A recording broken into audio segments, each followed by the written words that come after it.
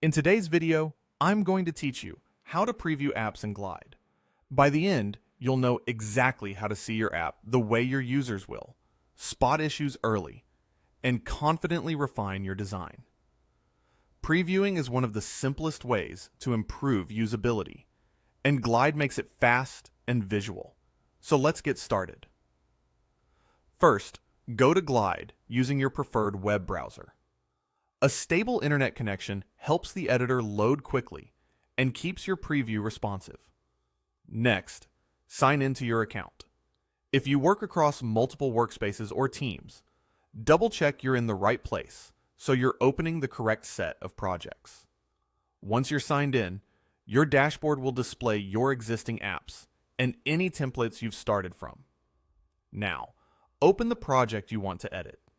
This takes you into the Glide editor, where you can see your data, components, and layout all in one place. Take a moment to confirm you're on the right screen or tab within the editor, so you have the context you need as you preview.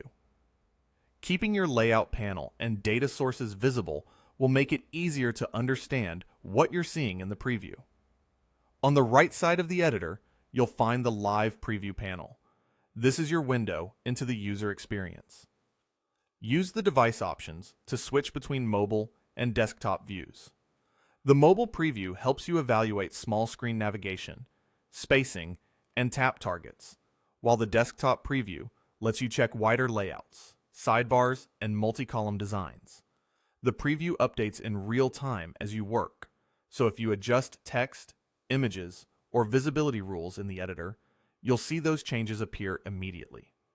If you're validating responsive design, switch back and forth a few times to confirm that components adapt the way you expect.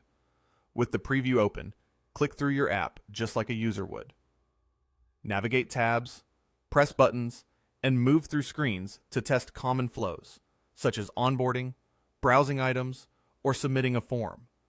Pay attention to loading states, error messages, and how data displays across screens.